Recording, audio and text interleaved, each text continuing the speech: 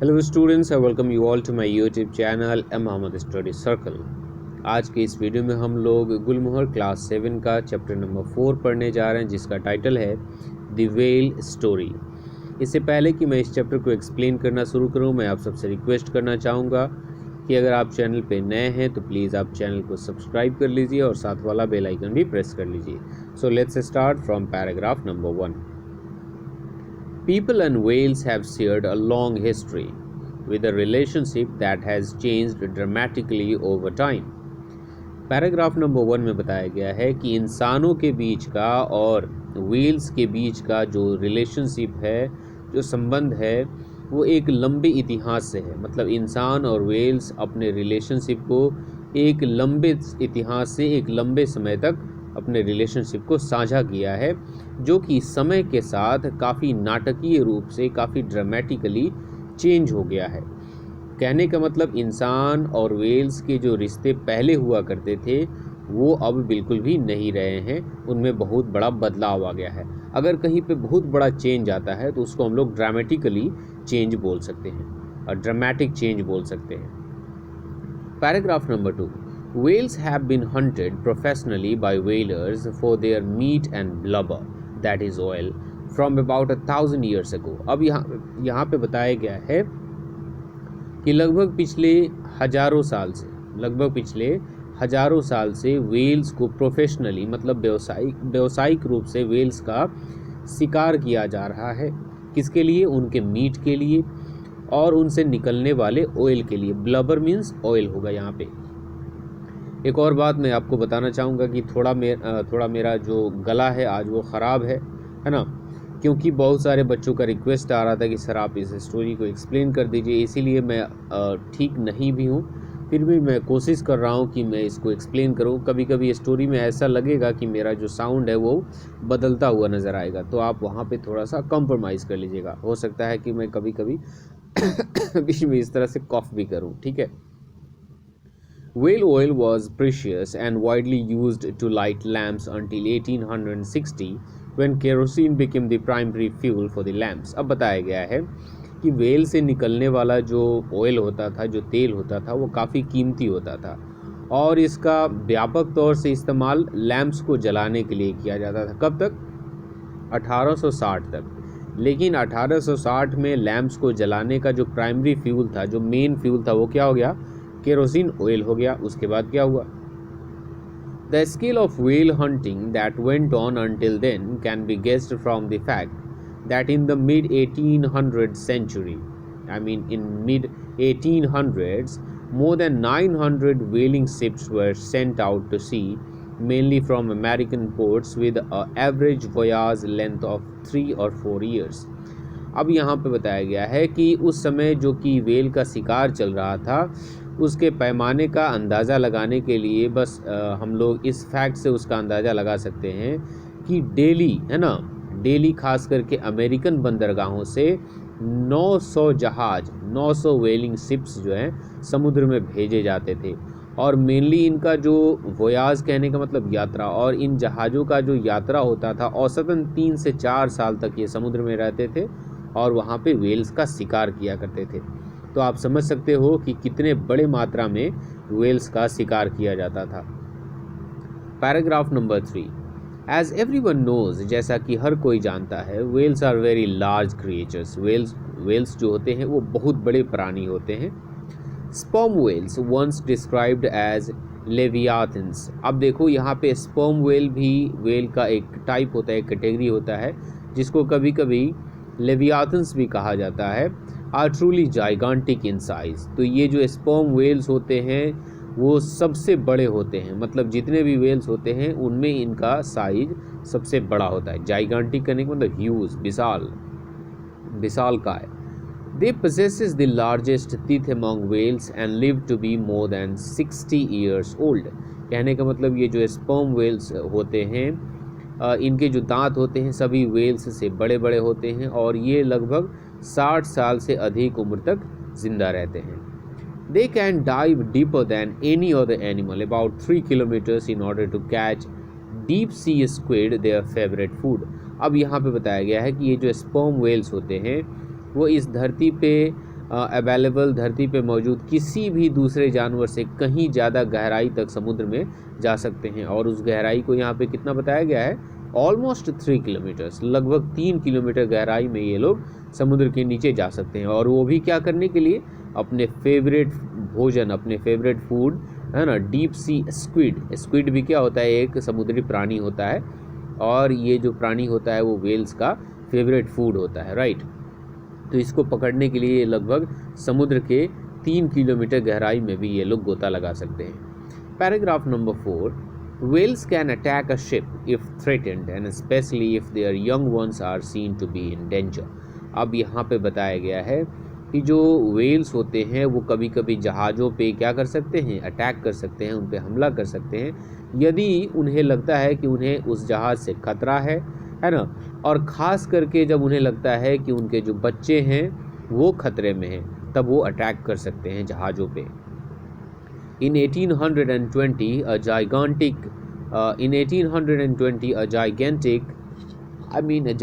तो नहीं, यहाँ पे a giant लिखा हुआ, मुझे दिख भी रहा है कुछ ज़्यादा। In 1820 a giant sperm whale apparently 85 feet long, अरे बाप रे, 85 फीट लंबा एक वेल, ओ माय गॉड, ये देखने में कितना बड़ा होगा। The average length is 50 feet, वहीं बताया गया है कि किसी भी वेल का जो एवरेज लंबाई होती है वो 50 फीट है।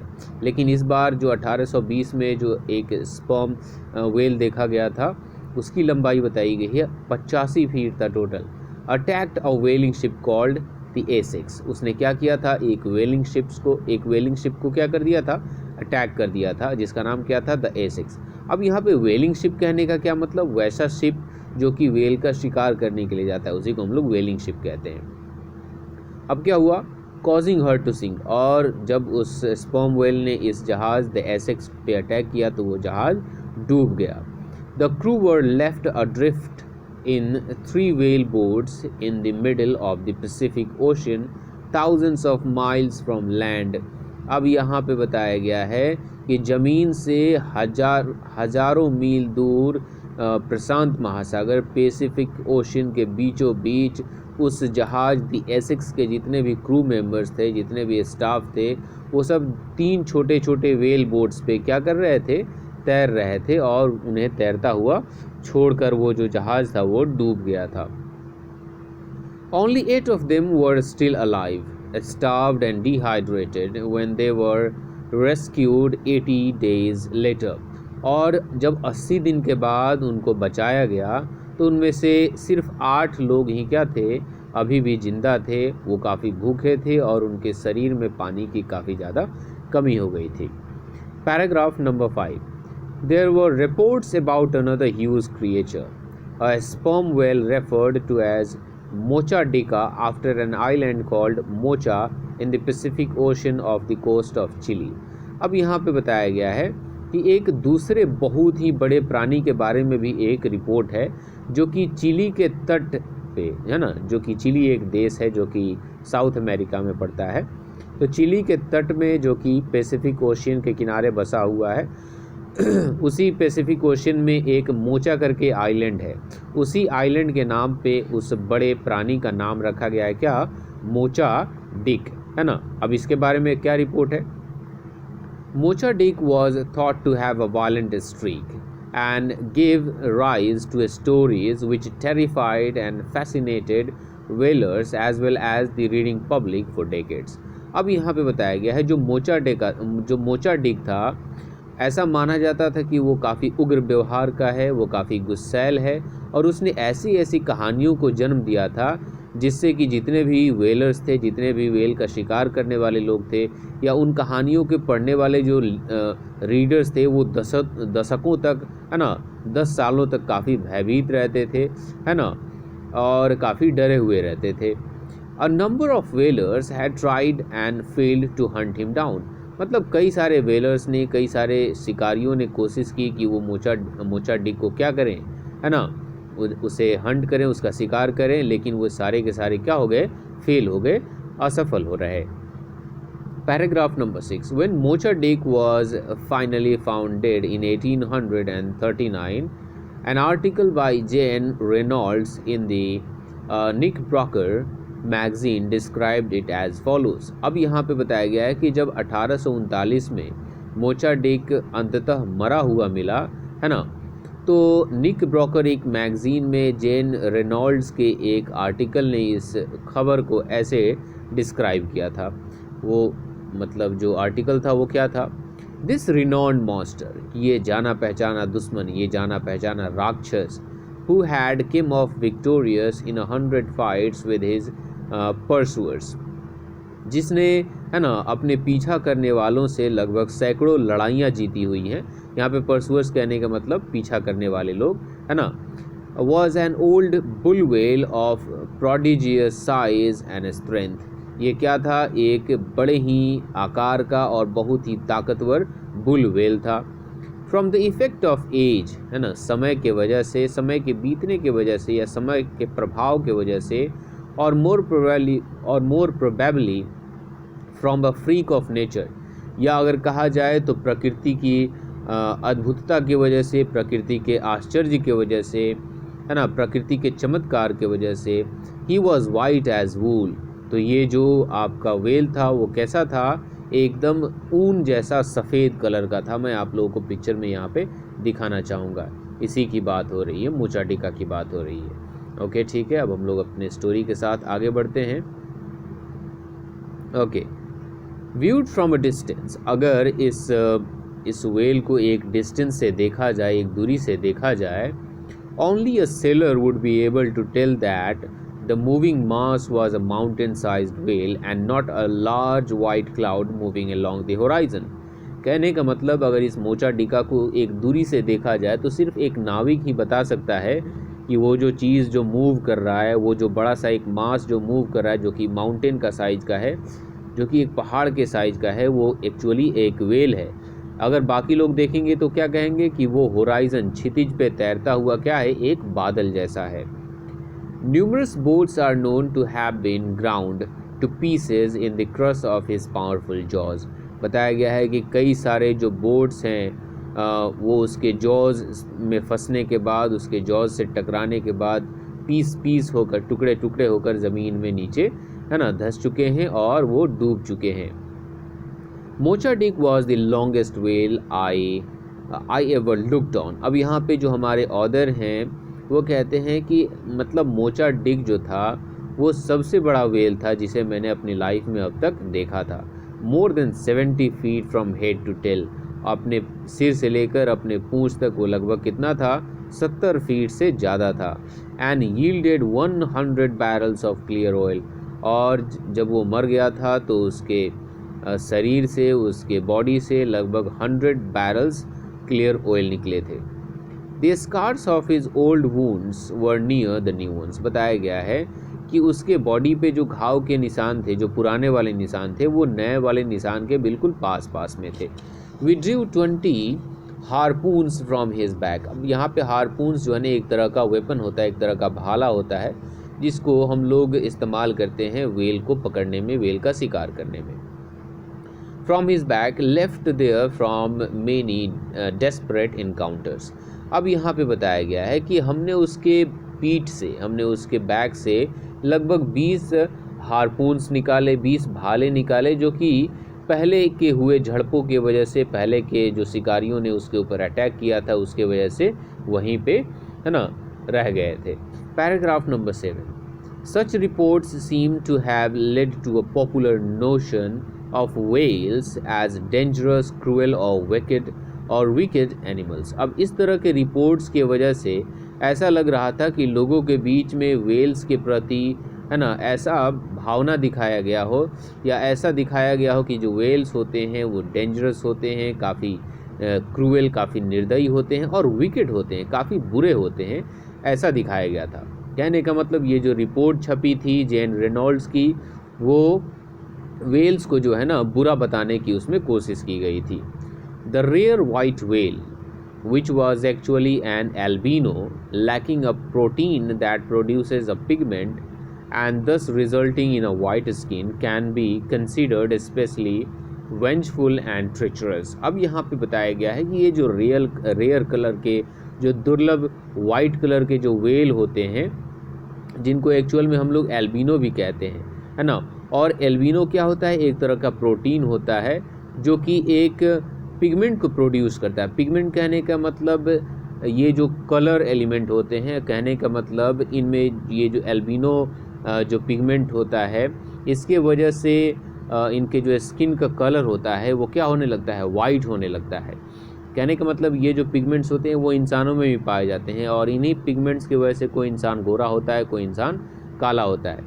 तो ये जो पिगमेंट है इसमें इसकी कमी होती है, किन में, वेल्स में, इसीलिए क्या हो जाते हैं, वाइट हो जाते हैं। Came to be considered especially vengeful and treacherous. अब वेंजफुल कहने का मतलब क्या हुआ, मतलब वैसा इंसान या वैसा चीज़ या वैसा कोई भी चीज़ जो कि बदला लेने वाला होता है, जो कि बदला लेने में विश्वास रखता है ना, वेंजफुल उसी को कहते हैं। और ट्रेचरस कहने का मतलब someone you can not trust upon, कोई ऐसा इंसान जिसके ऊपर आप भरोसा नहीं कर सकते हैं, मतलब जो विश्वासघात करने वाला होता है।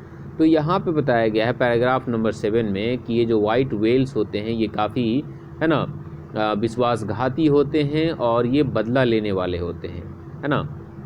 Paragraph number 8, Herman Melville.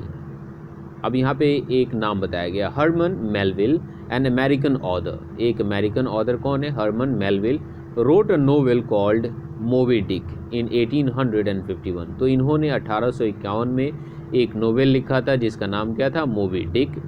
Melville himself had been travelling up and down the oceans on whaling ships for a while. बताया गया है कि मेलविल खुद से जहाज़ों पे, व्हेलिंग शिप्स पे, समुद्र में आते जाते रहा करते थे थोड़ा समय के लिए। And the name of the novel indicates, और उनके नोवेल का जो नाम था मोबी डिक, वो ये सूचित करता था that stories about mocha Dick may have had an influence on him, कि जो मोचा डिक की जो कहानियाँ हैं उसका कुछ ना कुछ प्रभाव इनकी स्टोरी पे पड़ा है। In the novel captain Ahab, उनके नोवेल में एक कैप्टन का जिक्र किया गया जिसका नाम क्या है, captain Ahab, a one legged seller on a व्हेलिंग vessel goes far over the ocean in search of A legendary white well called Moby Dick. अब यहाँ पे बताया गया है कि अहाब जो कैप्टन है वो क्या करता है, अपने व्हेलिंग वेसल, अपने व्हेलिंग शिप पे समुद्र में काफ़ी दूर चला जाता है, क्या करने के लिए, लेजेंडरी इन लेजेंडरी वाइट वेल्स को पकड़ने के लिए, जिसको यहाँ पे मोबी डिक बोला गया है। और यहाँ पे ये बताया गया है कि ये जो सेलर है वो वन लेग्ड का है, मतलब उसके पास सिर्फ एक ही पैर है। तो उसका एक पैर क्या हो गया, आगे देखते हैं। Ahab wants to take revenge on the whale for having bitten off his leg during their previous encounter। अब यहाँ पे अहाब का और वेल्स का एक बार पहले भी झड़प हुआ था, एक बार उनका पहले सामना हुआ था जिसमें वेल ने क्या किया था, उनके एक पैर को काट लिया था, और अहाब उसी का बदला लेना चाहते थे, किससे, वेल से। Melville makes the white whale a symbol of dark forces and the novel of a commentary a commentary on human life। अब यहाँ पे ये जो हमारा नोवेल है मेलविल के द्वारा लिखा हुआ मोबी डिक, उसमें मेलविल ने वेल को बुरी शक्तियों के रूप में सूचित किया है ना। डार्क फोर्सेस कहने का मतलब बुरी शक्तियाँ, है ना, बुरी शक्तियों के रूप में सूचित किया है। और इस नोवेल को ह्यूमन लाइफ के ऊपर एक कमेंट्री के तौर पे, एक टिप्पणी के तौर पे बताया है। The novel has come to be considered one of the best in the world. और ये जो नोवेल है मोबी डिक वो दुनिया के अच्छे अच्छे नोवेल्स में से एक माना जाता है। Paragraph number 9, in more recent times, कहने का मतलब हाल फिलहाल के ही दिनों में, there has been a realization that whales are by no means cruel और विकेड और नॉर्मली डेंजरस, है ना। हाल फिलहाल के रिसर्चेस की वजह से और हाल फिलहाल में लोगों को पता चला है कि ये जो वेल्स होते हैं वो किसी भी तरीके से क्रूएल मतलब बुरे नहीं होते हैं, विकेड, है ना, मतलब वहीं क्रूएल कहने का मतलब कठोर, निर्दयी, विकेड बुरे नहीं होते हैं, या किसी भी तरह से ये लोग खतरनाक, डेंजरस नहीं होते हैं। They have an unusually large brain and show a form of intelligence. अब क्योंकि ये बहुत ही बड़े क्रिएचर होते हैं तो इनका दिमाग भी असामान्य रूप से काफ़ी बड़ा होता है, और ये क्या करते हैं, चतुराई थोड़ा सा दिखाते हैं। They are social creatures with strong bonds of family and groups. कहने का मतलब वेल्स जो होते हैं ये भी एक सामाजिक प्राणी होते हैं जिनका अपने परिवार और अपने ग्रुप के साथ एक मजबूत बॉन्ड होता है, एक अच्छा रिश्ता होता है। They are not type of a fish, ये लोग किसी प्रकार के मछली नहीं होते हैं। दे आर मैमल्स, ये लोग स्तनधारी होते हैं, है ना। And do not breathe air from the water, और ये लोग वाटर से ही एयर को ब्रीद नहीं करते एज फिश डू, जैसा कि मछलियाँ करती हैं। But come to the surface to take a breath at regular intervals, लेकिन समय समय पे, है ना, सांस लेने के लिए ये लोग पानी की सतह पे आते हैं, फिर सांस ले लेते हैं, फिर कुछ देर तक पानी के अंदर रहते हैं, फिर जब उनका सांस ख़त्म हो जाता है फिर सांस लेने के लिए ये लोग वाटर सरफेस पे आते हैं। लेकिन मछलियाँ ऐसा नहीं करती। Along with dolphins and porpoises, dolphins और पोर्पोइजेस के साथ they use what is called echolocation, वे लोग क्या यूज़ करते हैं, echolocation, to find things under water. मतलब वाटर के अंदर अगर कोई चीज़ छुपी हुई है उसका पता लगाने के लिए ये लोग क्या यूज़ करते हैं, एकोलोकेशन। और ये एकोलोकेशन क्या होता है, making a kind of whistling sound and catching the echo when it hits an object and bounces back. जब ये लोग किसी चीज़ का पता लगा रहे होते हैं तब ये लोग विशलिंग साउंड क्रिएट करते हैं, सीटी बजाने का साउंड क्रिएट करते हैं, और जब ये इनका साउंड जो है किसी ऑब्जेक्ट से टकराकर वापस आता है तो उसी साउंड को, उसी प्रतिध्वनि को, एको को ये लोग कैच करते हैं और इनसे पता लग जाता है कि वो चीज़ें कहाँ हैं। They are certainly not hostile to humans, ये लोग निश्चित तौर पे इंसान के दुश्मन नहीं होते हैं। The whale that attacked the Essex must have felt a threat to itself और इट्स फैमिली। अब यहाँ पे बताया गया है कि जिस व्हेल ने द एसेक्स शिप पे हमला किया था, जिसकी वजह से वो शिप डूब गया था, अवश्य ही उसने इससे अपने प्रति या अपने परिवार के प्रति उसने क्या फील किया होगा, कोई ना कोई खतरा महसूस किया होगा, तभी उसने अटैक किया होगा। As a result of such knowledge, अब क्योंकि हमारे पास ये सारे नॉलेज हैं कि जो वेल्स होते हैं वो इंसानों के दुश्मन नहीं होते हैं, वो किसी भी तरह से क्रूएल, विकेड या डेंजरस नहीं होते हैं, तो इसका फ़ायदा क्या हुआ, इसका रिजल्ट क्या हुआ, whales are now looked on as an important part of the earth's environment, कि आजकल जो वेल्स को धरती के पर्यावरण का एक महत्वपूर्ण हिस्सा माना जाता है। and there is an international ban on hunting them, और इनके शिकार के ऊपर क्या है, एक अंतर्राष्ट्रीय प्रतिबंध भी लगा हुआ है, एक रोक भी लगा हुआ, मतलब कोई भी इंसान अब इन वेल्स का शिकार नहीं कर सकता है। Paragraph number 10, from being hunted for food and lamp oil to being feared and fought as a menace to becoming a kind of supernatural symbol of evil to become protected as a valuable part of the world's fauna. The whale has certainly undergone dramatic changes in its relationship with humans. अब वही बात यहाँ पे बताई गई है कि Wales का संबंध पहले कैसा था, अब उसका संबंध इंसानों के साथ कैसा हो गया। एक समय था जब वेल्स को फूड के लिए, उनके मीट के लिए और उनसे निकाले जाने वाले लैम्प ऑयल के लिए उनका शिकार किया जाता था। फिर उसके बाद जब इनको लगता था कि इनको खतरा है तो ये काफ़ी डर जाते थे और ये लोग फाइट करते थे। ओके, फिर उसके बाद बताया गया है कि ये लोग जो है ना, ये सुपर नेचुरल पावर बन गए थे एविल का। ये लोग काफ़ी बुरी शक्ति माने जाते थे पहले, तो उससे लेकर to being protected as a valuable part of the world's fauna. लेकिन अब समय ऐसा आ गया है कि इनको इस धरती पे पाए जाने वाले सभी जानवरों के लिए काफ़ी वन सेकेंड, मुझे अब काफ़ी ज़्यादा प्रॉब्लम हो रहा है आई थिंक, तो मुझे इस वीडियो को जो है ना यहीं पे अब रोकने की ज़रूरत है आई थिंक। मेरी आवाज़ आप लोगों को काफ़ी चेंज लग रही होगी। ओके, सो पैराग्राफ नंबर 10 से जो बचा हुआ है, और मुझे लगता नहीं कि ये जो है ना ज़्यादा चीज़ें इसमें बची हुई हैं, इसको आप लोग खुद से कर लीजिएगा, राइट। अब आप देख रहे हो कि मैं बोल नहीं पा रहा हूँ, राइट, सो आप समझ सकते हो मेरे प्रॉब्लम को। वैसे मैं कोशिश करता हूँ इसको समझाने की। ओके, वही बात बताई गई है कि वेल्स का और इंसानों का जो रिलेशनशिप है, आप मेरे इस तरह के साउंड को भी सुन लीजिए। मैं भी इस वीडियो को बाद में जाकर देखूंगा that how I am sounding right now. मतलब क्या हुआ है कि अब पहले वेल्स को मारा जाता था, लेकिन अब वेल्स को, शॉर्ट में बता रहा हूँ कि अब इन वेल्स को प्रोटेक्ट किया जाता है।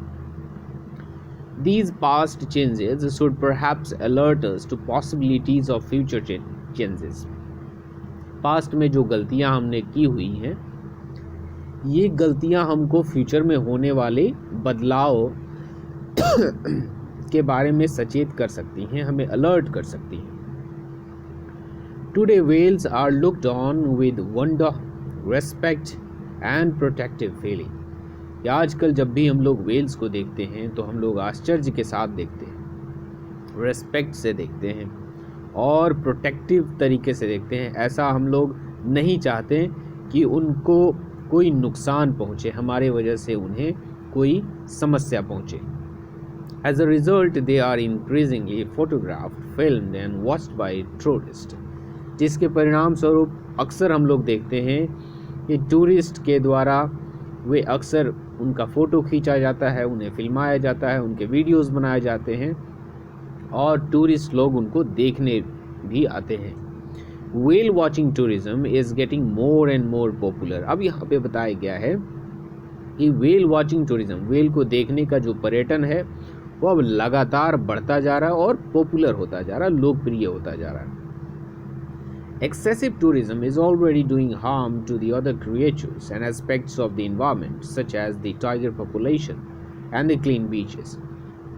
आवश्यकता से अधिक पर्यटन ऑलरेडी हमारे इन्वायरमेंट के क्रिएचर्स को और बहुत सारे दूसरे पहलुओं को, दूसरे एस्पेक्ट्स को क्या कर रहा है, नुकसान पहुंचा रहा है ना। जैसे कि टाइगर पॉपुलेशन को नुकसान पहुंचा रहा है, जो कि समुद्र के किनारे जो बीचेस होते हैं वहाँ पे गंदगी फैल जाती है। तो ये सारी चीज़ें हैं एक्सेसिव टूरिज्म का side effect. Will there be a similar threat to the gentle giants of the ocean? तो क्या ये जो ओशन में रहने वाले जो हमारे जेंटल जायंट्स, कहने का मतलब ये जो प्यारे प्यारे हमारे प्राणी हैं, क्रिएचर्स हैं, क्या इनको इस तरह का कोई और ख़तरा महसूस होगा? क्या इनके लिए कोई और ख़तरा आएगा? How can it be ensured that they continue to frolic in the deep undisturbed and free? कहने का मतलब हम लोग कैसे इस बात को सुनिश्चित कर सकते हैं कि ये जो प्राणी हैं वो समुद्र की गहराइयों में बिना डिस्टर्ब किए और आज़ादी से घूम सके, फिर सके, तैर सके और मस्ती कर सके। तो आई थिंक हमने इस स्टोरी को एक्सप्लेन कर लिया, काफ़ी अच्छे से मैंने समझाने की कोशिश की है। अगर कहीं पे थोड़ा बहुत इधर उधर हो गया हो 19-20 तो आप वहाँ पे थोड़ा सा सुधार कर लीजिएगा। दूसरी बात कि मैं आप सबसे हाथ जोड़कर माफ़ी मांगना चाहूँगा क्योंकि मेरी तबीयत काफ़ी ख़राब थी, लेकिन स्टूडेंट्स की तरफ से रिक्वेस्ट था कि सर आप एनी हाउ इसको प्रोवाइड करा दीजिए। तो आप देख रहे हैं कि मैं किस हालात में इसको प्रोवाइड कराऊँ। तो जो भी प्रॉब्लम बीच में आ रही होंगे जिसकी वजह से मे बी अगर आपको इरिटेशन हो रहा होगा तो उसके लिए I am very very sorry. So see you जब मेरा तबीयत ठीक हो जाता है। See you with a new chapter. Bye bye, take care.